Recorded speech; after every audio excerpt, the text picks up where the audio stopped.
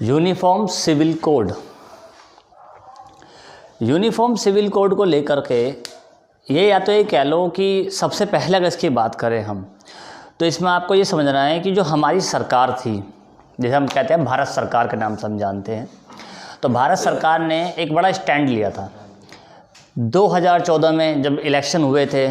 तो हमारी जो अभी इस टाइम सरकार है उसने कहा था कि भाई अगर हमारी सरकार बनी तो 3 मुद्दों पे वो प्रॉमिस कर गए थे, आए थे जनता से। उन 3 मुद्दों में जो प्रॉमिस उन्होंने किया था उसमें एक मुद्दा तो 370 था कि भाई हम आर्टिकल या धारा 370 को जम्मू कश्मीर से हटा देंगे, और वो हटाई भी। अब वो कुछ लोग कहते हैं इलीगल किया, कुछ लोग कहते हैं लीगल किया, कुछ लोग कहते हैं अनकॉन्स्टिट्यूशनल है, वो अलग एक्सपेक्ट है। उसे मैं अलग से एक वीडियो में समझाऊंगा, पूरा मुद्दे को समझाऊंगा कि धारा 370 या आर्टिकल 370 क्या था। ठीक है, उसी में आर्टिकल 35A भी आ जाता है जो जम्मू एंड कश्मीर के लिए ही है। हाँ, तो वो हम उसको अलग से समझेंगे। ठीक है, तो कुल मिलाकर के कर तो दिया। सुप्रीम कोर्ट उस पर अब क्या स्टैंड लेती है, क्या कहती है, वो सुप्रीम कोर्ट का स्टैंड रहेगा। एक मुद्दा और था जो बड़ा ही विवादित मुद्दा बना, जिसने सालों साल से, तकरीबन 150-200 साल से पूरे देश की नाक में दम कर रखा था, और साहब जानते हो राम मंदिर के नाम से। ठीक है, हमारे जो फॉर्मर चीफ जस्टिस थे, chief justice of India Ranjan Gogoi, वो अपने ही समय में राम मंदिर के विवाद को, बल्कि राम मंदिर का विवाद कोई मंदिर का विवाद नहीं था, वो जो विवाद था, वो जो डिस्प्यूट था, वो असल में एक लैंड के लिए डिस्प्यूट था कि भाई मंदिर की ज़मीन कौन सी होनी चाहिए और मुस्लिम्स के लिए ज़मीन कौन सी होनी चाहिए। ये एक लैंड डिस्प्यूट था, लेकिन कुल मिलाकर के उस पर भी जजमेंट आया, और आज आप देख रहे हो कि भव्य राम मंदिर को बनाने की तैयारी चल रही है और काम हो रहे हैं। यानी कि गवर्नमेंट ने अपना दूसरा प्रॉमिस भी पूरा किया। अब मुद्दा फंसता है तीसरे प्रॉमिस को लेकर के, और तीसरा प्रॉमिस जो था वो था यही यूनिफॉर्म सिविल कोड। और यूनिफॉर्म सिविल कोड की अगर हम बात करें तो आज की डेट में आप बीजेपी के नाम जान रहे हो, 1978 तक आप जनसंघ या जनता पार्टी इनकी मिलीजुली सरकार जानते थे। लेकिन ये जो ग्रुप है ये 1947, 1950, 52, 55 के दौरान भी बहुत एक्टिव था, और उस दौरान ही आप कह सकते हो कि यूनिफॉर्म सिविल कोड तब से इनका मुद्दा रहा है। ऐसा नहीं है कि यूनिफॉर्म सिविल कोड आज ही मुद्दा रहा है, यूनिफॉर्म सिविल कोड उसी दौरान से, अगर हम बात करें मोटे तौर पे, तो 1952 से लेकर 1955 तक के एरिया में भी यूनिफॉर्म सिविल कोड की बात हुई है। और यूनिफॉर्म सिविल कोड ये वही जी का जंजाल है जिसके चक्कर में अंबेडकर ने अपनी मिनिस्ट्री तक से त्यागपत्र दे दिया था। और ये छोटा मोटा ऐसा है नहीं कि हमने इसको इतना समझ लिया कि भाई ठीक है, इसमें हम एक जानते हैं कि सबको ट्रिपल तलाक ख़त्म हो जाएगा या मुस्लिमों के जो कुछ पर्सनल लॉज है वो ख़त्म कर देंगे, वो इसका बहुत छोटा सा पक्ष है, बहुत छोटा सा पक्ष है। ठीक है, तो यूनिफॉर्म सिविल कोड जो है वो बहुत बड़ा है। जैसे हम एक मुस्लिम जानते हैं वो होता है निकाह हलाला, हमें समझना होगा कि निकाह हलाला असल में होता क्या है।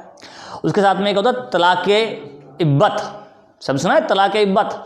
तलाक़ इब्बत जो ट्रिपल तलाक है उसे ही मुस्लिम पर्सनल लॉ में तलाक़ इब्बत बोलते हैं, कि आपने तलाक तलाक तलाक या तो बोल दिया या SMS कर दिया, जनरेशन आई तो व्हाट्सअप कर दिया, अब तो ट्विटर भी करते हैं, मतलब कुछ समय पहले ट्विटर भी हुआ था। ठीक है, आपकी बीवी मायके गई और आपने पीछे से अच्छा गई, छूट मिल गई, तलाक तलाक तलाक, मतलब उसने घर से निकली तो एक तलाक, बस पकड़ दूसरा तलाक, अपने मायके पहुंची तीसरा तलाक, काम खत्म, स्टेप बाय स्टेप अब तो यहीं रहे परमानेंटली। और उसके लिए जो वो जो शब्द था, जो इब्बत शब्द है, इब्बत का शब्द होता है एक प्रकार से इसमें कि 3 महीने की एक जो मेंटेनेंस होती है या गुजारा भत्ता होता है, वो ऐसा होता है कि जब मुस्लिमों की शादी होती है, फिर क्या है, बिद्दत, बिद्दत, सॉरी बिद्दत, तलाक़ बिद्दत, और मैंने भी बिद्दत ही लिखा हुआ है, मैं बस बोल उसे गलत रहा था, लिखा बिद्दत ही हुआ है। ठीक है, तो तलाक़ बिद्दत शब्द है, तो जो बिद्दत है उसका मतलब 3 महीने की एक परमिशन, मतलब एक प्रकार से जो गुजारा भत्ता मिलना है वो चीज़ उसमें मिल जाती है। तो इस तरह से चलता है, और इसको लेकर के ट्रिपल तलाक का मुद्दा बड़ा भयंकर रहा, और ट्रिपल तलाक को लेकर के कई बार, जैसे शाह बानो केस की हम बात कर रहे थे, शायरा बानो केस की हम बात कर रहे थे, तो इन्होंने इसी मुद्दे पे बड़ी जीत हासिल भी की है। कई बार क्या हुआ है कि जो मुस्लिम के पर्सनल लॉज है वो सामने भी आए हैं, और फिर हमारा जो कॉन्स्टिट्यूशन है उसने उन्हें सपोर्ट भी किया है, क्योंकि हमारे कॉन्स्टिट्यूशन में धार्मिक संप्रदायों को आज़ादी भी दी गई है, जो रिलीजियस अफेयर्स है उनको मैनेज करने की उनको आज़ादी भी दी गई है। तो ये सारी बातें हुई और कहीं ना कहीं कंट्रोवर्सी क्यों हुई है, कॉन्ट्रैक्शन क्यों हुआ है, क्योंकि इक्वलिटी की बात भी हम कॉन्स्टिट्यूशन में करते हैं कि इक्वलिटी होनी चाहिए। तो असल में जो यूनिफॉर्म सिविल कोड का मुद्दा है, इसको लेकर के अश्वनी उपाध्याय नाम के एक बड़े वकील थे और एक उन्होंने पटिशन डाली थी हाई कोर्ट में। ये अभी 2019 के आसपास डाली थी।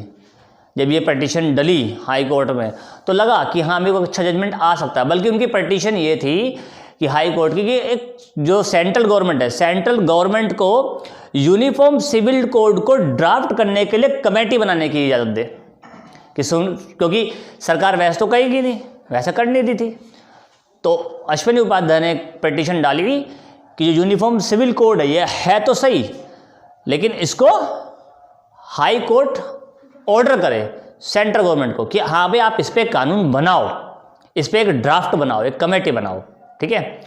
और असल में जो ये मुद्दा है यूनिफॉर्म सिविल कोड का, यूनिफॉर्म सिविल कोड का जो मुद्दा है ये हमारे उसमें कॉन्स्टिट्यूशन में कहाँ पे अप्लाई करता है। मान लो हम इन तीनों शब्दों को अलग अलग कर लो। आज यूनिफॉर्म अलग है, सिविल अलग है और कोड अलग है। इन तीनों शब्दों को पहले अलग अलग करके पढ़ेंगे। जब इनको तोड़ कर समझ लोगे तब समझ में आएगा कि यूनिफॉर्म सिविल कोड होता क्या है। तो यहाँ जो सबसे बड़ी बात है कोड, कोड क्या होता है? कोड को हिंदी में क्या कहते हो? संहिता। कोड का शब्द हमने लिया है संहिता से, ठीक है, कि संहिता है। और ये संहिता क्या है? हाँ संहिता, संहिता ही है।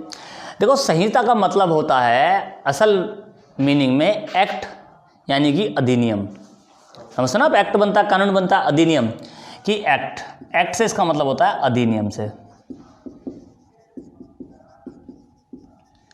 अधिनियम कि कोई भी कानून जो बनाया जाएगा, कोई भी एक्ट जो बनाया जाएगा उसके बारे में। और एक्ट के अंदर जो खासियत होती है वो होती है लॉ की। कोई भी चीज़ लॉ होगी, बाय लॉ होगी। अब चीज़ ऐसी चलती है जो लॉ में होगा कि या तो कॉन्स्टिट्यूशन है या फिर एक्ट है। अगर एक्ट नहीं है तो लॉ है, लॉ नहीं तो बाय लॉ है, वो नहीं है तो रूल्स है, रूल्स नहीं है तो रेगुलेशंस है। तो कहीं ना कहीं कोई ना कोई हिस्से पे चीज़ें आज चलेगी, जिससे एक समाज में व्यवस्था बन सके, सामाजिक व्यवस्था क्रिएट हो सके। और अगर इसकी बात करें पूरे शब्द की, तो पूरे शब्द का जिक्र कहाँ किया गया? इन तीनों शब्दों का अगर हम जिक्र करने की बात करें तो ये कहाँ बात की गई इसकी? आर्टिकल 44 में। और ये पार्ट आता है आपका डीपीएसपी में। और डीपीएसपी जो है कौन सा पार्ट में आता है? पार्ट 4 में। पार्ट 4 में डीपीएसपी है, आर्टिकल 44, ठीक है। और जो असल में ये शब्द है सिविल, सिविल का मतलब क्या होता है?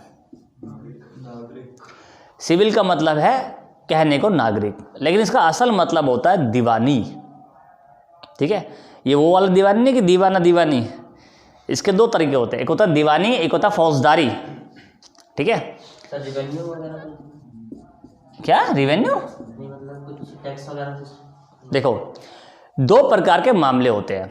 एक मामला होता है फौजदारी, इसमें आप क्रिमिनल केसेस की बात करते हो।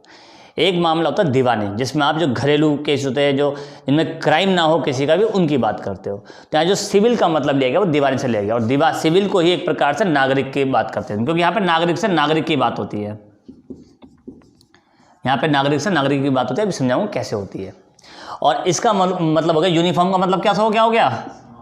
समान। और समान कैसे समझते हो इसको? हैं? एक जैसा। जैसे मान लो आपने स्कूल में गए हो, आपने देखो स्कूल में क्या होता है, सबकी ड्रेस एक जैसी हो जाती है, शर्ट एक जैसी, पैंट एक जैसी, टाई एक जैसी होगी, ठीक है, आपके बैचेस एक जैसे होंगे, तो वो समान है। अब कोई ऐसा नहीं कह सकता कि भाई किसी की पैंट का कलर ब्लू है और बोल दे मैं तो ब्लैक पहनूंगा, तो फिर प्रिंसिपल उसकी वाट लगा देगा, या स्कूल टीचर ही कि अच्छा तू अलग चलेगा, ज़्यादा तुरंखा बन रहा है। पीटी टीचर निकाल लेगा बाहर। अच्छा पीटी टीचर निकालता था, ओके। तो है नैरो हुई तो बाहर। अच्छा नैरो पे भी होता था। तुम्हारा स्कूल छोटा होगा, चलो नहीं निकला तो अच्छी बात है, यहाँ निकाल लेंगे तुझे। अगर तू नैरो पहन के आना किसी दिन ध्यान रखना इसका, यहीं निकाल लेंगे ऐसे, और ऐसे बोलेंगे ऐसी बैठ, ठीक है। अब बात करते हैं पहले सिविल के बारे में। इसमें जो सबसे बेहन जो मुद्दा है, कोड का मतलब सिंपल एक संहिता है, एक कोड है जिनको हम काफ़ी सारे उसमें ग्रुप बना रहे हैं, कुछ कोडिट कर रहे हैं, और कोडिट में ही आपके दो चीज़ आती है एक तरह से, जिसको आप जानते हो, एक आईपीसी सुना अपना, IPC, Indian penal code, IPC, Indian penal code बोलते हैं, या फिर बोलते हैं ताजे-रादे हिंद, हैं भारतीय दंड संहिता, जिसको दूसरे लैंग्वेज में बोलते हैं ताजे-रादे हिंद, जो उर्दू शब्द है, ठीक है, मुस्लिम्स के लिए, या कोई जज बोल देता है। मूवीज़ में सुना होगा आपने कि ताजे-रादे हिंद दफ़ा 302 के तहत आपको क्या कहते हैं, सजाए मौत सुनाई जाती है। ताजे-रादे हिंद, ताजे-राजे हिंद, ठीक है, इसको ऐसा बोलते हैं। तो कोई भी ये चीज़ आप इस्तेमाल कर सकते हो, जज का मर्जी होती है, जज जैसे मर्जी करे। अगर कोई मुस्लिम जज हुआ तो एक पूरी कोई ताजे-रादे हिंद की ही करता है वो कहने की, ठीक है। लेकिन अगर कोई और जज हुआ तो वो आईपीसी की बात करता है कि भाई आईपीसी को हम कंसिडर कर रहे हैं। मतलब दोनों का एक ही है, इसमें कोई अलग यूनिकनेस नहीं है। इधर कितनी हंसी आ रही है इन्हें, ऐसा तो कोई यूनिक अल्फ़ाबेट नहीं मिल गया, वही चीज़ है। हैं पंजाबी में सीधा बोला, तेनू उठा कर डाल देना कोर्ट में या थाने में, हाँ, या फेंक दो इसने, या पुट दो इसने, सीधा पंजाबी में तो ऐसे ही बोल देना है। या फिर जज खड़ा होकर खुद कह लिया, बोले डाल रहे हैं, हथौड़ा मार के मैंने सर फोड़ दे इसका। एक पंजाबी मूवी भी है इसके ऊपर, उसमें जज पंजाबी होता है और बड़ा कॉमेडियन करता है। वो पंजाबी जज ऐसा होता है, वो रैप करता है, रैप कोर्ट में रैप करता है। बहुत माहौल वाली मतलब मूवी है, बड़ा अच्छा माहौल बनाया जाता है। तो इसमें बात करते हैं कोर्ट में, इतना ही समझने के लिए जो मेन चीज़ आपको समझनी है वो समझनी है सिविल में, कि सिविल क्या है। और सिविल का अगर हम मतलब लेके चले, जो नॉर्मल सा मतलब लेके चले सिविल का, तो सिविल को हम दो केसों में हम डिफाइन करते हैं। एक हो गया दीवानी, एक हो गया फौजदारी। दीवानी या फौजदारी, और ये दोनों शब्द जो हैं ये उर्दू के हैं। दीवानी और फौजदारी शब्द का मतलब ही उर्दू से लिया गया है, ठीक है। और उर्दू कहाँ की भाषा है? अफगानी। ये अफगानी कौन बोला? हाँ, अफगानी, बिल्कुल। मेरठ की मूल भाषा, और यहाँ दिल्ली तक की कह सकते हो आप उर्दू मूल भाषा। और आप सब ना नॉर्मल लाइफ में बहुत ज़्यादा उर्दू का इस्तेमाल करते ही हो, ठीक है। तो उर्दू तो चलता है नॉर्मली। तो अगर इनको मैं पार्ट में समझाऊँ, मैं थोड़ा बोर्ड क्लियर कर रहा हूँ, थोड़ी जगह चाहिए इसको लंबा तक समझाने के लिए। लिख लिया ये? हाँ, नोट करो इनको। पान, तुम क्लास में पान ले घूम रहे हो? मीठा है?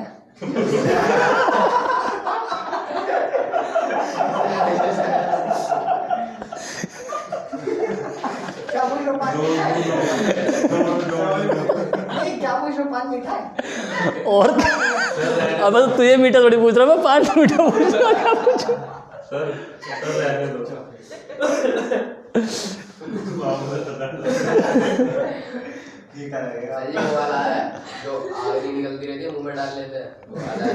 अच्छा ना भाई, आग वाग नहीं लगवानी है मुँह में। ना ना ना, हम ऐसे ठीक है भाई, आग वाग नहीं लगवानी।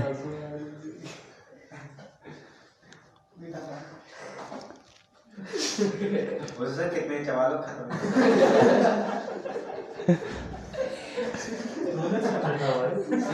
कितना सवाल खत्म। हाँ, कुछ कहने वाले?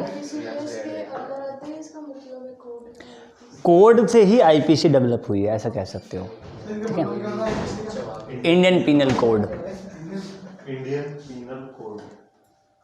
चलो अब पहले समझते हैं, जब हम बात करते हैं सिविल की। अब सिविल के अंदर एक बात समझो, देखो दो प्रकार के केसेस होते हैं, एक होता है सिविल, एक होता है क्रिमिनल केस, ठीक है।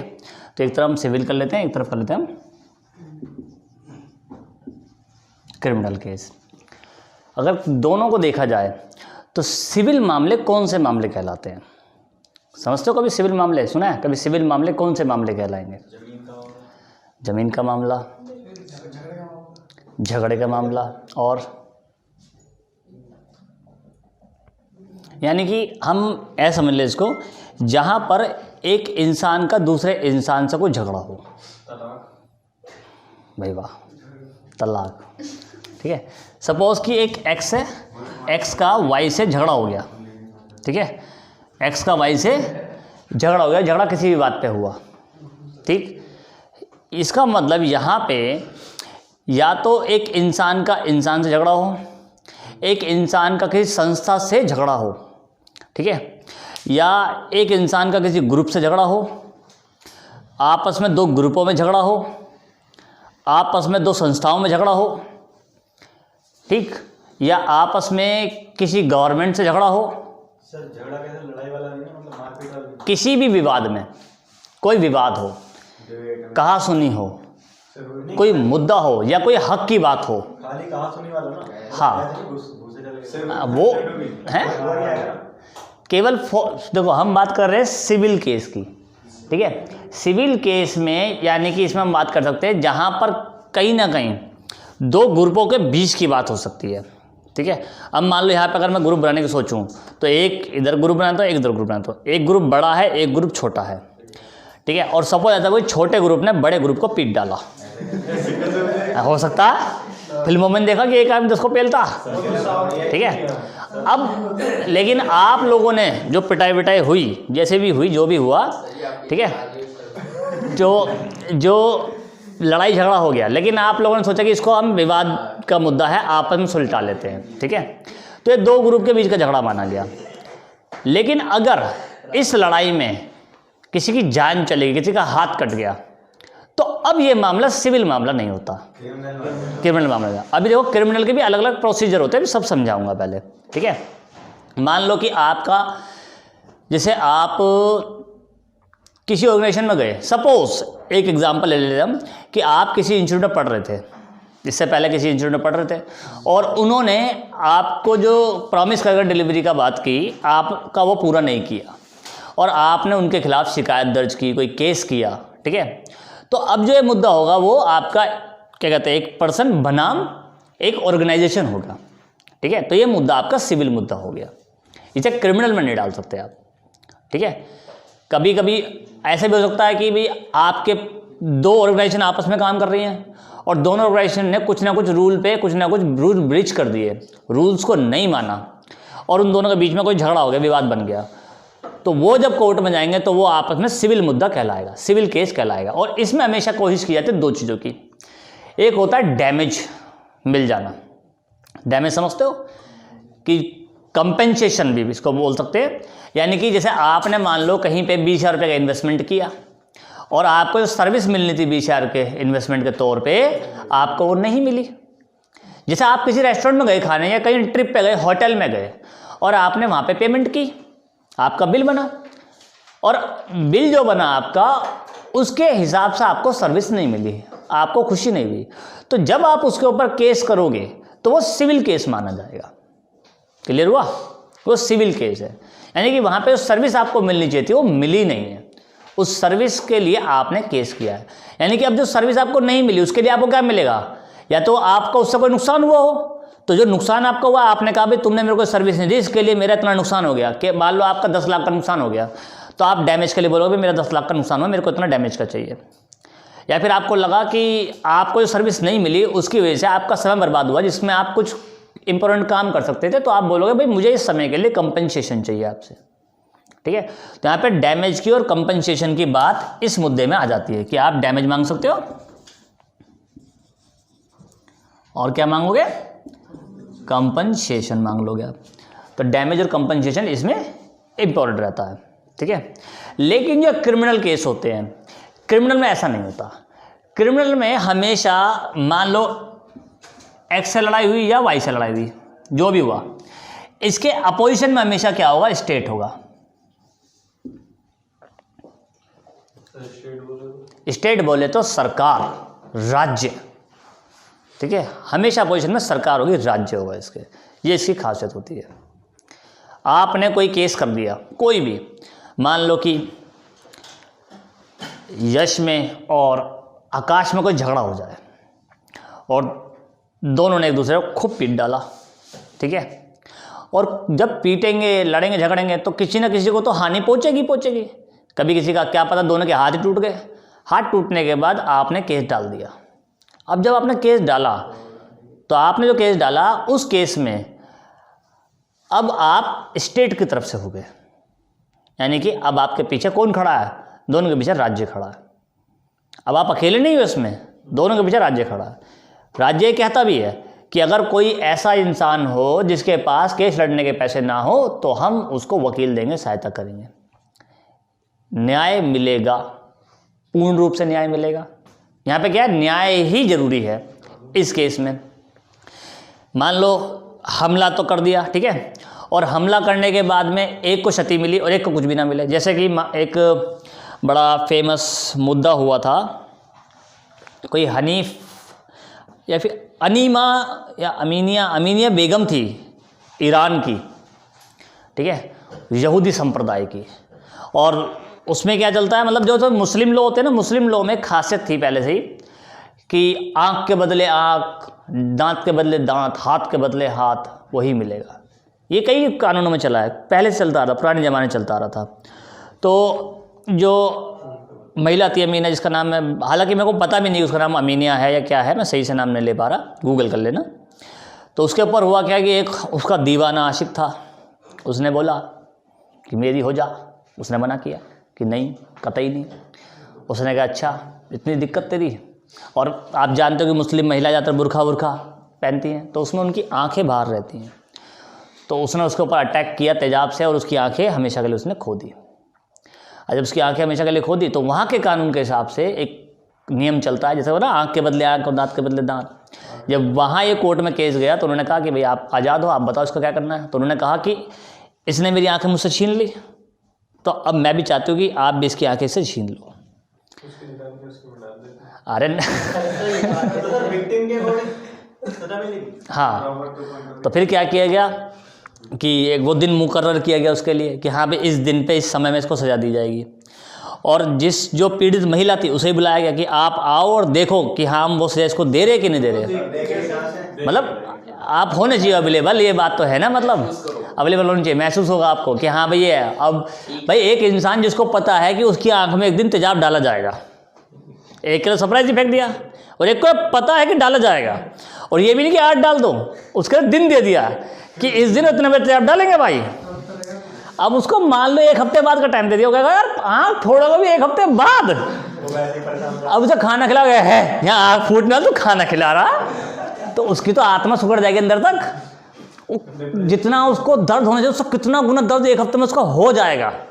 और जिस दिन सज़ा की तारीख मुकर्रर की गई उस आदमी के लिए और सज़ा देने पे आए जब सज़ा, तो मतलब ऐसा था कि उसे पकड़ करके वो खूब चिल्ला रहा था कि नहीं मुझे बख्श दो, छोड़ दो। और जो था ना कि उसकी आंख में तेजाब डालने वाले ही थे, तो उस महिला ने रोकवा दिया कि नहीं इसकी आंखें मत फोड़ो। उससे पूछा भाई ऐसा क्यों, अभी तो आप पहले तो आपने कहा था इसकी आंखें चाहिए हमें, फोड़नी है इसकी आंखें भी सेम। तो उसने बोला कि देखो आपने इसको सज़ा दी है, ऑलरेडी ये उस दर्द से गुजर चुका है, महसूस कर चुका है कि किसी इंसान की अगर आंखें तेजाब से फोड़ दिया तो उसका क्या हालत हो सकती है। मैं चाहती थी कि ये इस दर्द से गुजरे बस, और मेरा कोई इसमें मोटिव नहीं था। इसको वो एहसास हो गया, ठीक है अभी अपनी आंखों के साथ जिंदा रहे, ठीक है, तो उसको वहाँ पे छोड़ दिया गया। ये बहुत सारी कंट्रीज़ में चला, लेकिन हालांकि अब बहुत सारी कंट्रीज़ ने इस प्रैक्टिस को बैन भी कर दिया है। सऊदी अरेबिया या कुछ कंट्रीज़ हैं जिनमें अभी भी थोड़ा बहुत चल रहा था, तो चोरी कर तो आप हाथ काट देंगे, वहाँ कानून इस टाइप का। लेकिन ये वाला बंद हो चुका है कि किसी ने जो कंटाप मारा तो आप भी उसको कंटाप ही लगवा दो, वो सब नहीं है, ठीक है। हाँ जैसे ये वहीं से आया है। हाँ जैसे वो एक होता ना, वो इसने मेरे पति के कान पे थप्पड़ मारा, ऐसा अरेस्ट कर लो, कहते ना कान से 2 इंच नीचे मारा है, झूठ ना बोल, मैंने कान से 2 इंच नीचे मारा है, तो वो कान पे नहीं लगा प्रॉपर। तो इस प्रकार की व्यवस्था क्रिमिनल प्रोसीडिंग में की जाती है। अब जैसे कि अब मान लो इसमें स्टेट का क्या रोल आता है उसको भी समझो। वहाँ पे स्टेट क्या कर रहा है, स्टेट आपको सपोर्ट कर रहा है कि आपकी मर्जी है कि आप उसे सज़ा दो या उसे माफ़ करवाओ, या जो सज़ा आप दिलवाना चाहो वो आपकी मर्जी पे था। लेकिन आप ऐसा थोड़ी कर सकते थे कि आपने कहा कि इसकी आँखों को फोड़ने के लिए, क्योंकि आपकी आँखें फोड़ गई, आप बोलो उसको नहीं मेरे को आँख नहीं चाहिए, इसका कान चाहिए, इसे कान काट लो, इसकी नाक काट कर छोड़ दो नकटा करके इसे, ठीक है। तो वो तो सब वो कहेंगे ना जो आपके साथ हुआ वही आपके साथ कर सकते हो, उससे अलग नहीं करोगे। लेकिन इंडिया में ऐसा नहीं चलता भाई, इंडिया में तो ऐसा चल नहीं सकता, क्योंकि इंडिया में क्या है, इंडिया में क्रिमिनल प्रोसीजर बना हुआ है, ये प्रोसीजर है एक। और इस प्रोसीजर का फ़ायदा क्या है, जो आपने देखा होगा एक केस हुआ था वो निर्भया वाला। अब निर्भया केस में खूब माफ़ी मांगी गई कि हाँ भाई हमें माफ़ कर दो, हमसे गलती हो गई हो। और क्योंकि निर्भया की जो माँ थी, अगर निर्भया की माँ ये बोलती कि हाँ इन्होंने अपनी गलती का एहसास होकर मैं इसे माफ़ कर देती हूँ, तो निर्भया की माँ माफ़ करने का कोई अधिकार रखती ही नहीं है, ठीक है। उनको तब भी छोड़ा नहीं जाता। उन्होंने कहा ठीक है आपको माफ़ करना आप कर लो, लेकिन जो सज़ा सरकार ने डिसाइड की है कानूनी तौर पर वो इनको मिलेगी ही मिलेगी। उनको माफ़ करने का अधिकार किसी के पास है तो वो है राज्य के पास, यानी स्टेट के पास। और इस देश में स्टेट का हेड कौन है? प्रेसिडेंट। यानी कि केवल राष्ट्रपति ही उसको माफ़ कर सकता है। स्टेट का मतलब मैं देश की बात कर रहा हूँ यहाँ पर, ठीक है। तो यानी कि राष्ट्रपति उसको माफ़ कर सकता है। रिक्वेस्ट की जा सकती है, निर्भया की माँ रिक्वेस्ट कर सकती थी कि इसे माफ़ करो। डिपेंड किसके ऊपर होता? राष्ट्रपति के ऊपर, कि इसे माफ़ करे या ना करे। यानी कि राज्य ही डिसाइड करेगा कि माफ़ करना है नहीं करना, या सजा देनी है क्या देनी है। जैसे कुछ लोग होते हैं कि क्राइम हो गया और फिर बोलते हैं कि भाई क्राइम होने के बाद जेल वेल हो गई, कहते हैं अपनी एफआईआर वापस ले लो। एफआईआर वापस इसलिए हो जाती है कि एफआईआर का जो प्रोसीजर है, क्योंकि अब तक जज ने उसको सजा नहीं दी है। एफआईआर वापस लेने का मतलब कि हमने अपनी कंप्लेंट वापस ले ली है, यानी कि वो केस ही नहीं बना उसके ऊपर, ठीक है। लेकिन अगर एक बार केस बन जाए और सजा मुकर्रर उस पर हो जाए, तब उस किसी की हिम्मत नहीं उसे वापस ले लिया जाए। जो राज्य ने सजा दी है वो मिलेगी ही मिलेगी, हर केस में मिलेगी, ठीक है। तो ये दोनों में इसमें फ़र्क है, और इसीलिए भारत में पनिशमेंट की मांग ही होती है, ठीक। और पनिशमेंट की मांग को लेकर के जो समाज के उसूल हैं, समाज के उसूल होते हैं, उनको दरकिनार रखा जाता है, क्योंकि समाज के उसूल समाज के हिसाब से चलते हैं, लेकिन कानून जो है उसके हिसाब से चलेगा। और इसमें ऐसा कुछ नहीं, स्टेट का मतलब यहाँ पे ऐसा नहीं कि दो लोगों के बीच में झगड़ा हो, लड़ाई हो तभी होगा ना। पनिशमेंट का जो शब्द यहाँ इस्तेमाल किया गया वो इसलिए किया गया है कि मान लो कि आप लोग बाइक चलाते हो और मेहुल ने बिना हेलमेट पहने, बिना डॉक्यूमेंट रखे और बाइक को बहुत स्पीड से निकाल कर ले गया सड़क पे, और पुलिस वाला इसको पकड़ ले। पुलिस वाला बोले सड़क पे 40 की स्पीड से ऊपर बाइक चलाना अलाउड नहीं है, वो भी विद हेलमेट और विद डॉक्यूमेंट होना चाहिए आप, और आपके पास कुछ भी नहीं है। यानी कि आपने क्या किया? आपने क्राइम कर दिया। और क्राइम जब आप करोगे तो राज्य ने एक सज़ा उसके लिए डिसाइड की है, तो आपको सज़ा मिलेगी ही मिलेगी। अब ऐसा नहीं कर सकते आप कि पुलिस वाले कि तू भी बाइक स्पीड में चला ले, कि आँख का बदला आँख, या बाइक की स्पीड के बदले वो नहीं होगा। आपने गलती कर दी, अब राज्य डिसाइड करे आपको क्या सज़ा दी जाए। अब या तो राज्य सज़ा के तौर पर आपके ऊपर फाइन लगा देगा कि हाँ भी आपका ओवर स्पीड का फाइन इतना है, और आपका जो ये होता है क्या नाम इसका, हेलमेट ना पहनो, ये सब उसके ऊपर फाइन इतना है। उससे पहले तो पुलिस वाले 200 लेकर मान जाएंगे, वो अलग बात है, वो अलग मुद्दा है, ठीक है। डिसाइड करती है, और इसमें ये मतलब जो भी होता है एक्स और वाई, ये अपने आप आपस में डिसाइड कर लेते हैं। देखो इसमें आपस में डिसाइड नहीं करते।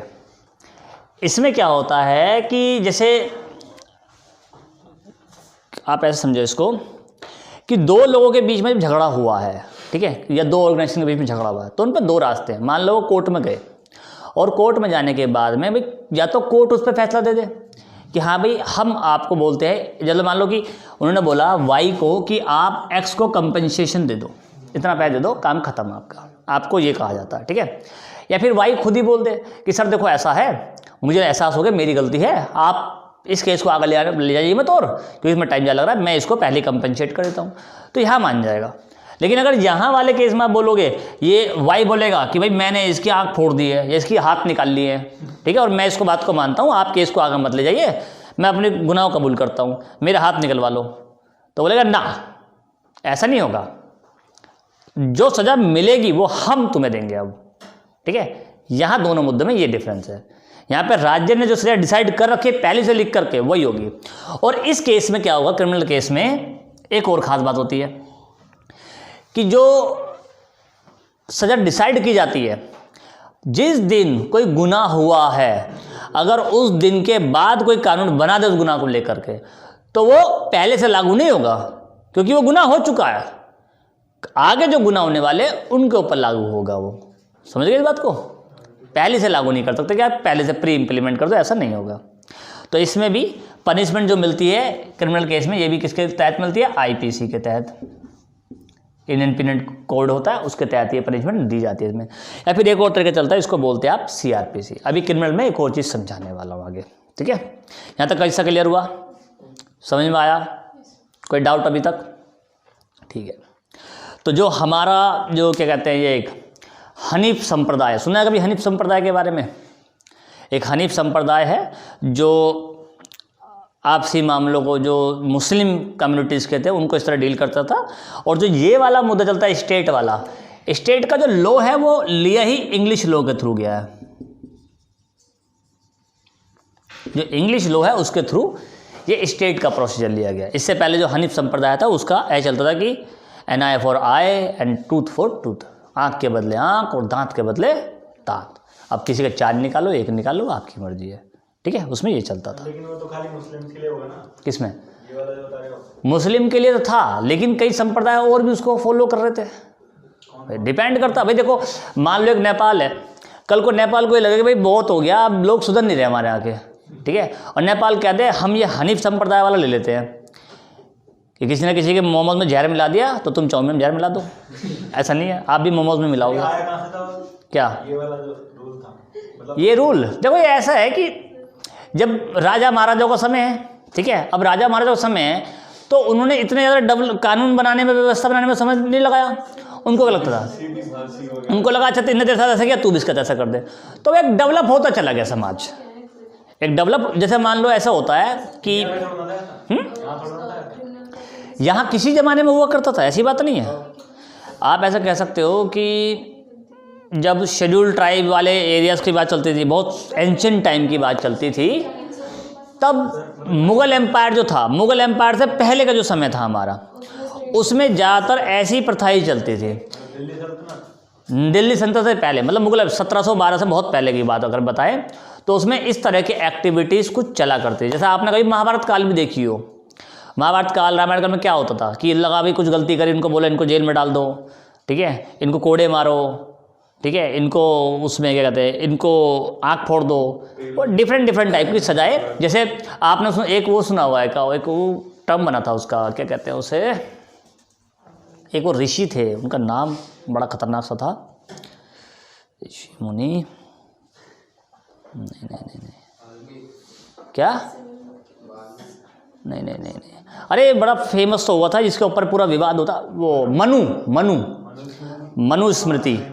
अब मनुस्मृति में क्या लिखा गया था, मनुस्मृति में बोला था कि अगर कोई शेड्यूल कास्ट का व्यक्ति, जिसे शूद्र बोलते थे, मान लो वो श्लोक का उच्चारण सुन ले, जो श्लोक होता है ना, मंत्र होते हैं, उनका उच्चारण सुन ले, इसका मतलब उसने पाप किया है। अब पाप करने पे उसको जेल वेल में डाल दो, सजा होनी चाहिए। लेकिन उन्होंने क्या बोला, इनने ऐसा पाप किया, सुनने का मतलब कानों सुना होगा, तो बोलते शीशा पिघलाओ गर्म, उसे कानों में डाल दो, कान फोड़ दो, कान खराब कर दो इसके।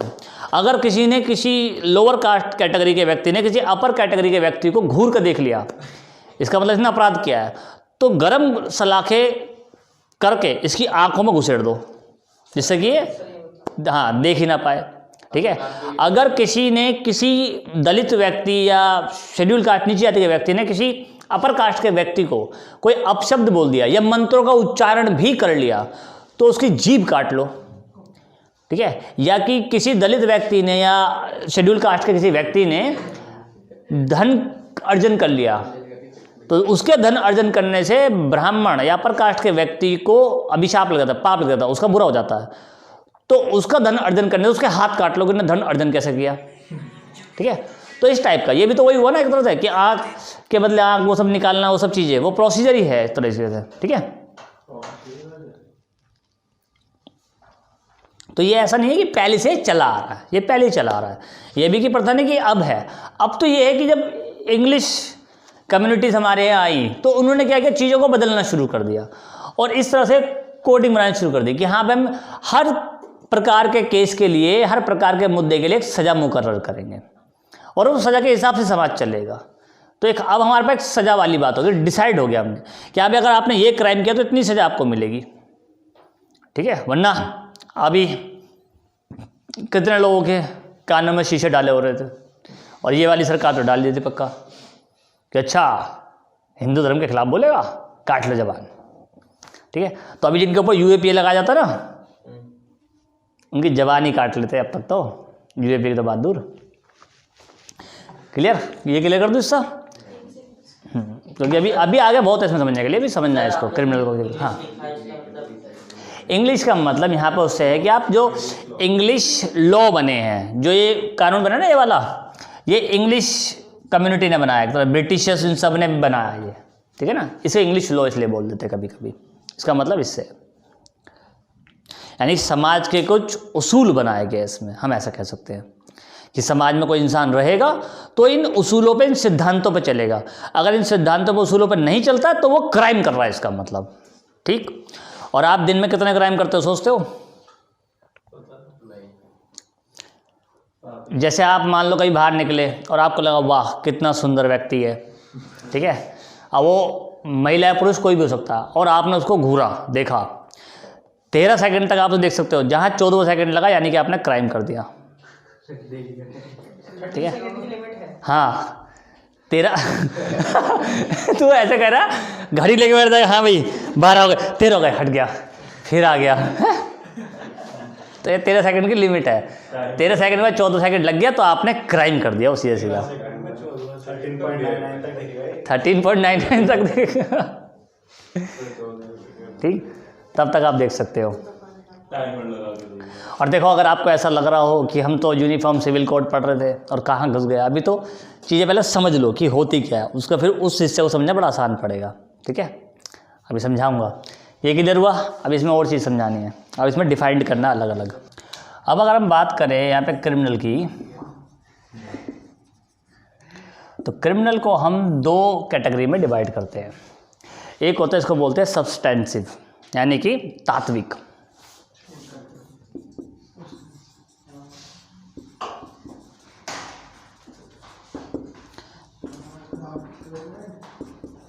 तात्विक। और एक इसमें बोलते हैं प्रोसीजर, यानी कि प्रक्रियागत होना।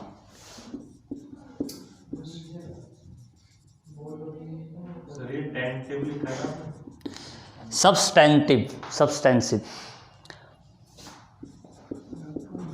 प्रक्रियागत होना, यानी कोई चीज़ किसी प्रोसीजर से होना। हालांकि ये प्रोसीजर ही गलत हो गया थोड़ा सा,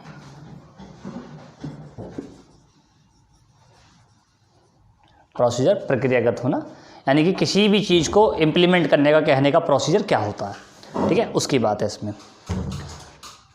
अब जो ये वाला हिस्सा है सब्सटेंटिव वाला, इसमें हम कह सकते हैं ये आईपीसी की जो धारा होती है, इंडियन पीनल कोड, उस पर चलता है।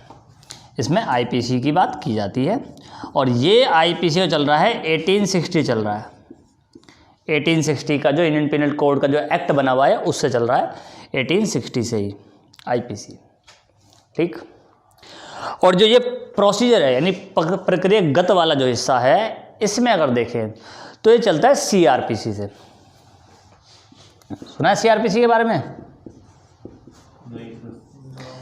जैसे ये आईपीसी है, इंडियन पीनल कोड, वैसे ही है क्रिमिनल पीनल कोड, यानी क्रिमिनल प्रोसीजर कोड, इसको ऐसे बोलते हैं, ठीक है।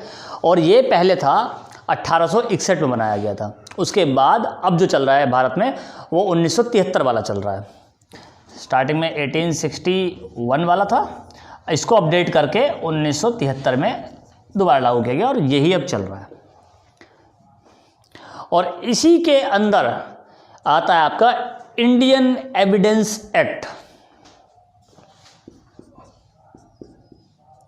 इंडियन एविडेंस एक्ट, और ये जो इंडियन एविडेंस एक्ट बनाया गया था, ये बनाया गया था 1872 में, 1872 में ही। Indian evidence act. किसी वाले में कोई अपडेशन ना, यही चल रहा है। हाँ, थोड़ा बहुत बीच बीच में अपडेट जरूरत पड़े तो कर लिया जाएगा, कभी छोटा मोटा था, वरना ऐसा कुछ अपडेशन हुआ नहीं है इसमें, ठीक है।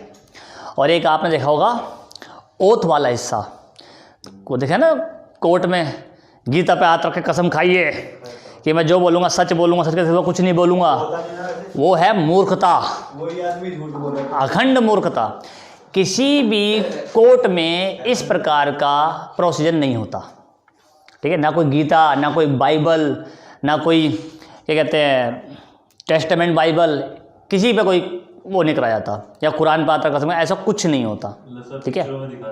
पिक्चर में दिखाते हैं। और अगर किसी कोर्ट में कहीं पे हुआ ऐसा, तो इसका मतलब वो जज से बड़ा बेवकूफ़ अनपढ़ आदमी कोई है ही नहीं, ये समझ लेना। वो गधा जाहिल आदमी होगा, ठीक है। ये प्रैक्टिस होती ही नहीं है कहीं पर। और ये प्रैक्टिस भी पता क्या, मुग़ल काल के बाद से ही ये गीता वीता इन सब की कस्में खाना बंद करवा दिया। मुग़ल काल था, उसके बाद से ही कसम बंद करवा दिया। और इसमें बोलते हैं द ओथ एक्ट, ये बना था द ओथ एक्ट।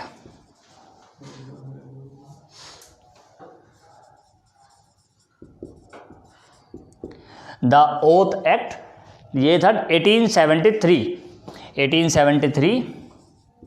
और इसका जो अपडेट करके वर्जन बनाया गया वो हो गया अपडेशन इसका 1969 में। 1969 में इसको अपडेट किया गया, ये न्यू हो गया।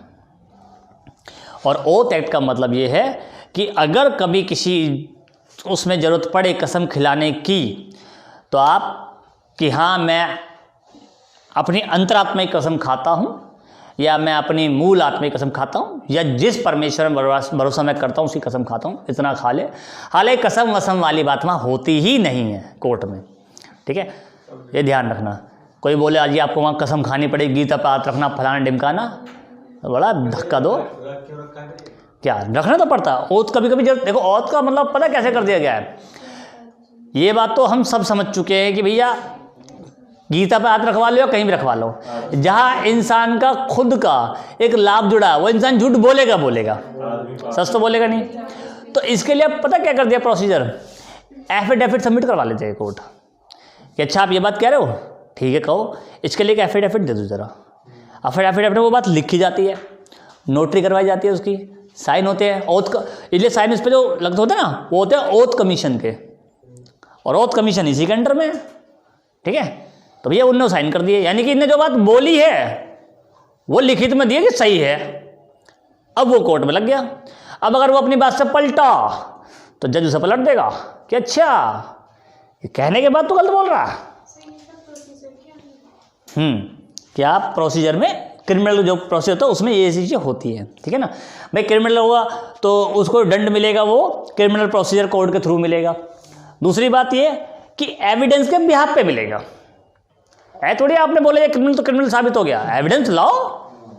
जब एविडेंस ही नहीं होंगे तो कैसे कोई क्रिमिनल हो जाएगा, ठीक है।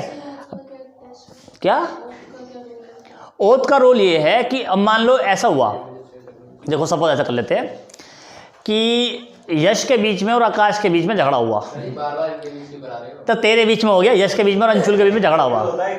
ये बोले लेते हैं कि आगे से नहीं करेंगे। नहीं ना वो नहीं, आगे से नहीं करेंगे तो पीछे से करेंगे, क्या पता। अरे सर मतलब रिपीटेडली ये वाला मतलब इसने कोई लॉ तोड़ दिया, हाँ तो सर वो करवाते हैं। मैं एक बार गया था यहाँ पे RDC में, सर उन्होंने यही करा था, मतलब एफिडेविट पे लिखवाया था कि I will not repeatedly do this crime आगे इन द फ्यूचर। हाँ, तो यहाँ पे उन्होंने लिखवा लिया इस एक्ट के अंदर, ठीक है। तो वो बात मानी जाती है क्योंकि उससे किसी को हानि नहीं पहुंची, ठीक है। मैं कह रहा हूँ अंशुल है और यश है, इनके बीच में झगड़ा हुआ, ठीक है। और झगड़े में मान लो कि यश को या अंशुल को किसी को गहरी चोट आ जाए, ठीक है। अब क्योंकि झगड़ा दो लोगों के बीच में हुआ है और इस पर केस हो गया। अब जब केस हुआ तो केस में भैया ये पूछेंगे ना, क्योंकि ये दोनों अपने आप को बेगुनाह तो बताएंगे ही कि जी मैंने कुछ नहीं किया, इसने किया। ये बोला जी मैंने ना किया, इसने किया। मान लो कि यश अंशुल को चोट लगी सर में, ठीक है। यश बोला जी ने अपना सर दे के मारा दीवार में, खामे खामे, मुझे क्या पता। वो बोले ना जी ना, मैंने सर देकर ना मारा, इसका हाथ था मेरे पीछे, इसने सर घुसेड़ा मेरा दीवार में, मेरे इसलिए माथा फूटा। तो इसमें जज अब ये बोला कि भैया ऐसा कोई एविडेंस है आप लोगों के पास ये ऐसा हुआ। अब मान लो कि शिखा है, शिखा बोल रही है मैं हूँ एविडेंस के तौर पे, मुझे पता है। अब इस बात की गारंटी कौन ले कि शिखा जो बोल रही है सही बोल रही है? क्या पता किसी ने 500 की बंडल की गड्डी दे दी शिखा को, जब बोल देना ऐसा कर दिया हो, ये भी होता। और क्या पता कि आज इन्होंने स्टेटमेंट दे दी और कल दूसरा वाला डबल दे दे कि उससे 50 लिए मुझसे 1 लाख पकड़ो, मेरी साइड हो जाओ। तो इसलिए उसने क्या किया कि भैया ऐसा टाइम वेस्ट ना हो, तो ये जो एविडेंस है ये एविडेंस है अब शिखा, ठीक है। तो इस एविडेंस की जो ईमानदारी है उसके लिए क्या किया, इनसे एफिडेविट करवा लेंगे कि जो आप बात बोल रहे हो उसे रिटर्न में दो, हमें रिटर्न में दे करके ओथ कमीशन साइन होंगे, स्टैंप लगेगी कि हाँ भैया आपने एफिडेविट सबमिट किया। अब आप अपनी बात से नहीं पलट सकते। अगर आप अपनी बात से पलटे तो कहते हैं भाई तुम्हारी कोई क्रेडिबिलिटी नहीं बनती है। इसलिए आपने देखा होगा बहुत सारे प्रोसीडिंग में देखा होगा, अगर कभी देखा हो कोर्ट में, तो कहते हैं कि एडवांस नोटिस और एफिडेविट सबमिट कराना पड़ता है। वो एडवांस नोटिस इसलिए कि जो अपोजिशन है वो भी तैयार हो सके कि हाँ भाई एक बंदा आ रहा है जो एक जिसकी क्रेडिबिलिटी है कि नहीं है उस गुनाह के लिए जो हुआ है, क्या ये वहाँ पे था कि नहीं था, वो भी पूरी निष्पक्ष जांच कर सके। क्योंकि इन्होंने केवल बोलना है करके, और क्या पता है वहाँ पे हो ही ना, लेकिन फिर भी सपोर्ट में बोल रही हो, ये भी तो हो सकता है। और क्योंकि वो रिटर्न में लिया है, कल को पता लगा कि ये झूठी थी, ये थी नहीं वहाँ पर, तो फिर जज इनको भी रख लेगा कि पहले इन्हें लेके जाओ अंदर, इनकी तो बात हम बाद में देखेंगे। क्योंकि इन्होंने आकर जज का मजाक बना दिया, कोर्ट की प्रोसीडिंग का मजाक बना दिया इन्होंने, ठीक है। तो इस तरह से चलता है। तो मुगल काल के बाद से ये प्रैक्टिस तो बंद होगी। तो ओथ वोथ का आप समझ गए सिस्टम, इस तरह चलता है। अब बात करते हैं कि सिविल, जो सिविल मामला है, सिविल मामले में कौन कौन से मामले आते हैं उनको देखते हैं, और उसमें हम समझेंगे कि किस मुद्दे पे लेकर डिबेट है और कौन सा मुद्दा फंसता है, ठीक है, ठीक है।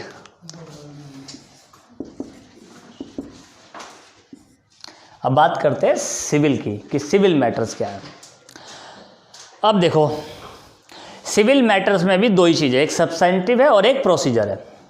इसमें भी हम दो पार्टी करते हैं इसके, सब्सटेंटिव और प्रोसीजर। और अगर हम सब्सटेंसिव वाला देखें तो सब्सटेंसिव वाले हिस्से में, यानी तात्विक वाले हिस्से में, एक बड़ा ही महत्वपूर्ण हिस्सा निकल के आता है जिसको हम जानते हैं फैमिली के नाम से। फैमिली सुना ना, फैमिली,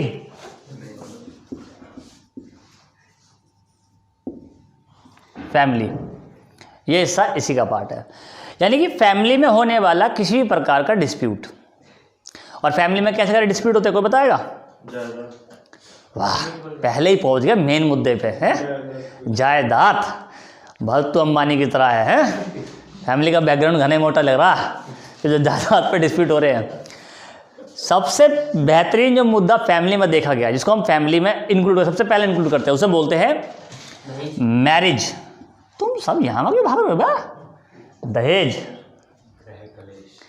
गृह कलेश, गृह कलेश, मैरिज यानी शादी। पहले जोड़ने की बात करो, तोड़ने की बात बाद में होती है हमेशा। तो शादी, अब आप कोर्ट में जाते हो, कोर्ट मैरिज करते हो, तो आप ऐसे नहीं कि जाकर के क्रिमिनल कोर्ट में चले जाओ कि जब साहब मुझे शादी करनी है इससे, वो बोलेगा इसे बाहर फेंको ताकि यहाँ से, ठीक है,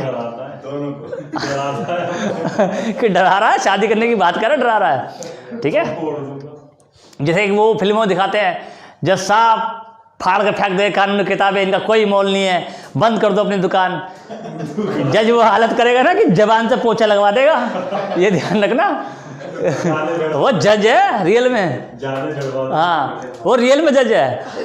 और जज के सामने अगर कोई बोल सकता है तो एक ही इंसान बोल सकता है तरीके से, जो बहुत ही बेहतरीन, बहुत ही तरीके से संविधान को समझने वाला कोई वकील हो, वो उसकी हालत रोक सकता है। लेकिन अगर जज अपनी पे आ जाए तो उसकी भी नहीं सुनता, तो फिर वो ना सुने किसी की भी कि मैं हूँ और ये मेरा कोर्ट है। जो कोर्ट है उसके अंदर जज मालिक है, कि अगर आप मेरे इस एरिया के अंदर हो तो जो मैं बोलूँगा वो करना पड़ेगा।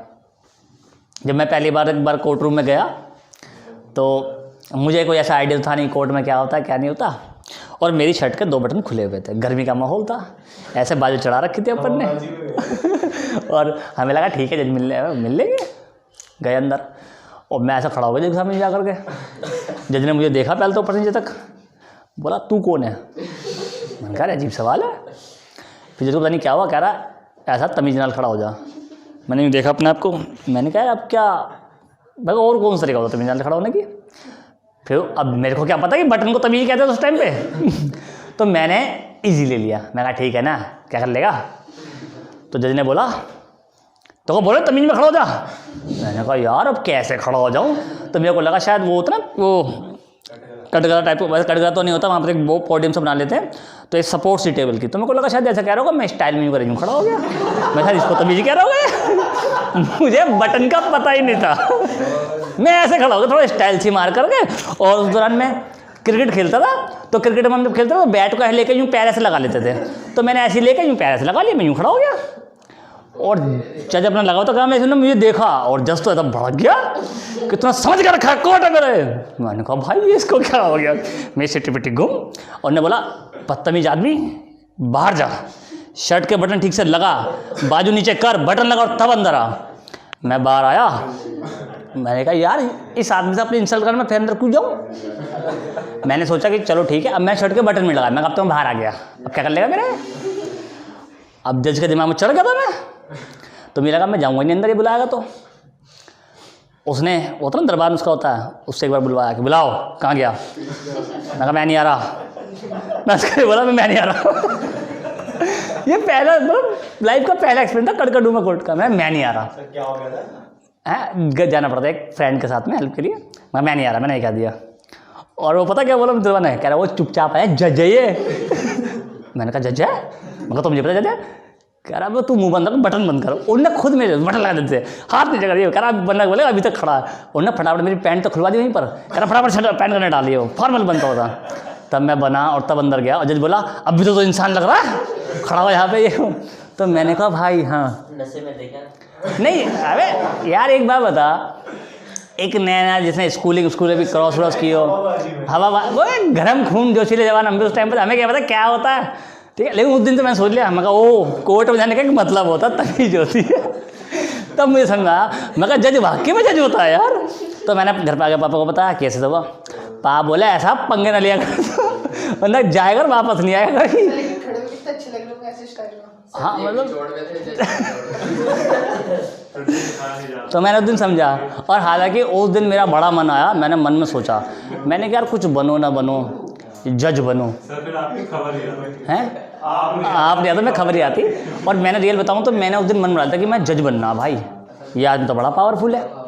लेकिन फिर एक और जब थोड़ा बड़ा हुआ, सीखा चीज़ों को, तो देखा कि मेरे एडवोकेट ने जज की हालत ख़राब कर दी। मतलब जज बोला मैं तो सह दूँगा, वो एडवोकेट ऐसा बोला, मेरा उसका नाम था सुजीत, एडवोकेट है सुजीत सम्राट। बोला देख लूँगा क्या दोगे तुम सजा से, मैं भी देख लूँगा। मैंने कहा भाई तो वकील ही बड़ी आदमी है, इन्हें जज को रोक दिया। मैं फिर सोचा मैं वकील ना बन जाए। ठीक है, तो ऐसे चलता रहता है। लॉ में एडमिशन मेरा बचपन से सपना था, लेकिन घर वाले जानते थे कि इसका दिमाग कुछ ज़्यादा तेज है, कुछ ज़्यादा पैना है, ये अगर लॉ में एडमिशन है तो बहुत पंगे देगा।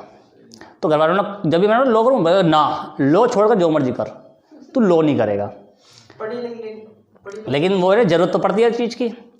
मैं इतना खूंखार या अजीब टाइप का कह लो कि उतना जैसे कंपनी वाले बिल भेजते हैं आपका, और आपका बिल कुछ ज़्यादा एडवांस में लगा के भेज देते हैं ऐसा करके। तो एयरटेल का बिल मेरा ऐसा आया, 2 बार आया। मैंने उनको बोला कि भाई मेरा बिल तुम गलत भेज रहे हो। फिर मैंने चेक वेक भी दिया उनको, सब सेटलमेंट भी हो गया, सब कुछ हो गया। उसके बाद उन्होंने फिर से वो बिल जोड़ दिया और फिर नंबर बंद कर दिया मेरा। मैंने कंज्यूमर कोर्ट में जाकर एयरटेल के खिलाफ केस ठोक दिया। मैंने कहा भाई बुला लो इसे। और एयरटेल वाला आया बंदा, और मैं जज बोला कि हाँ भाई क्या कहना चाहता है। मैं कहा जी ये एविडेंस, ब्यूरो बंदा, ठीक है, और करो फैसला। कंज्यूमर कोर्ट में था केस, 2-3 डेट पड़ी, मैं केस जीत गया। तो मैंने कई केस ठोके में। तो घर वाले जानते थे कि ये बंदा केस करने, उनको एक शायद ये भी डर होगा कि कल को हमने कुछ कह दिया हम पे केस कर देना, तो शायद ये भी डर होता है। इसलिए मेरे को कभी इजाज़त नहीं दी गई कि मैं लॉ करूँ। तो इसलिए अब मैंने खुद से सोच लिया चुपचाप, इस बार भी जो एडमिशन लॉ में मैंने चुपचाप लिया था कि भाई लॉ में एडमिशन डालो, चुपचाप कर डालो। जब घर वालों को पता लगा कि मैं लॉ कर रहा हूँ, तो घर वाले बोले ठीक है अब तू कर ही रहा है तो हम क्या ही रोक लेंगे तुझे। ठीक है, और लॉ तो सबको करनी चाहिए, मेरा मानना है लॉ सबको करनी चाहिए। आप ग्रेजुएशन के बाद अगर चारों MA करना तो उससे बेहतर आप लॉ करो पहले, ठीक है। चलो अब इसमें देखो फैमिली हो गया। फैमिली के अंदर मैरिज के साथ में डिवोर्स का भी आता है कि मैरिज होगी तो डिवोर्स भी होगा, तलाक भी होगा, ठीक है। तो वो दोनों मुद्दे खास हैं इसमें। और इसमें ही आप ये कह सकते हो कि डिवोर्स से पहले एक मुद्दा और आता है, इसको बोलते हैं सेपरेशन। यानी कि कोई हस्बैंड वाइफ ऐसे हैं जिनका तलाक नहीं हुआ है और वो खुशी खुशी सेपरेटली रह रहे हैं, अलग अलग रह रहे हैं, ठीक है। नहीं उन्हें करवाने की जरूरत नहीं। और ये एक मूवी में भी आ चुका, देखिए आपने मूवी, वो मूवी नहीं है देखो दे दे प्यार दे वाली जो मूवी है, वो उसमें दिखाया गया है कि एक हस्बैंड वाइफ अपनी खुद की मर्जी से सेपरेट कैसे रह सकते हैं, ठीक है। तो वो भी लीगल है एक तरह से, ना कोई प्रॉब्लम नहीं है। साथ में इसी में एक चीज़ आती है जिसे बोलते हैं वार्डन या माइनर वाला केस।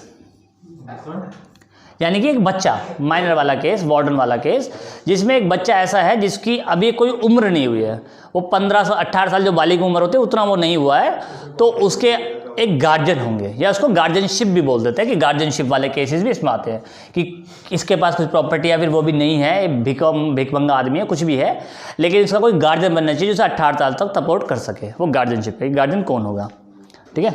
और कई बार इसमें ये भी दिखाया जाता है, जैसे हस्बैंड वाइफ के कोई छोटा बच्चा है और हस्बैंड वाइफ के बीच में डिवोर्स हो रहा है, ठीक है, तो वहाँ पर उस बच्चे का गार्जियनशिप भी डिसाइड किया जाता है। अगर बच्चा बहुत ज़्यादा छोटा है कि वो अभी माँ के बिना रह ही नहीं सकता, उसका काम नहीं चलेगा, तो उसे फिर माँ को सौंप दिया था। और बच्चा थोड़ा बड़ा हो चुका कि 5-7 साल का बच्चा है और माँ फाइनेंशियली स्ट्रॉन्ग नहीं है, तो बच्चे की कस्टडी दी जाएगी फिर पेरेंट्स को, कि कम से कम उसके अच्छे भविष्य के लिए।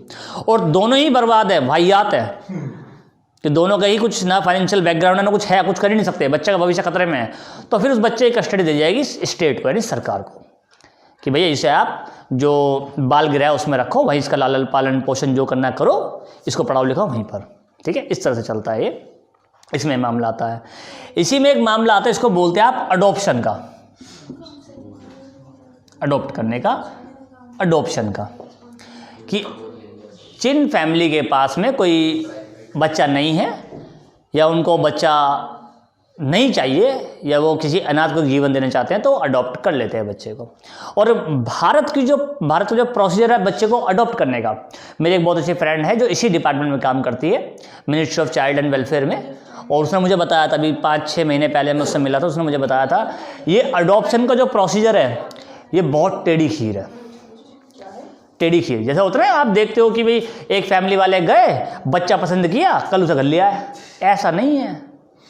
आपने अगर आज अप्लाई किया अडॉप्शन के लिए कि हमें इस बच्चों को अडॉप्ट करना है, तो कम से कम आपकी फाइल का नंबर ही आने में 3 से 4 साल लगेंगे, फिर उसमें बात होगी कि आपको दे के ना, फिर आपका वेरिफिकेशन होगा, और आपको बच्चे की अडॉप्शन यानी कस्टडी मिलते मिलते 6 से 7 साल का प्रोसेस तक लग जाता है, कभी कभी इससे ज़्यादा भी। और गलती से एक बार भी वो कैंसिल हो गया तो आपको वापस से पूरा प्रोसेस दोबारा शुरू करना पड़ता है। अडॉप्शन का प्रोसेस इतना भयंकर है हमारे यहाँ पर। हाँ, ये होता है कि कई बार क्या होता है कि कोई बच्चे को गए अडॉप्ट करने के, हमें 1 साल का 1.5 साल का बच्चा पसंद आ गया, हम इसको अडॉप्ट करेंगे, लेकिन 3 साल होते प्रोसीजर हो गया 3-4 साल का, तो और बच्चे की तो उम्र बढ़ रही है और बच्चा 5 साल का हो गया। अब पेरेंट्स से मिलना कि हमें ये बच्चा चाहिए था, अब देखा तो बड़ा शरारती हो गया यार, अब तो इसका नए नक्शे पर लगे, हमें नहीं चाहिए,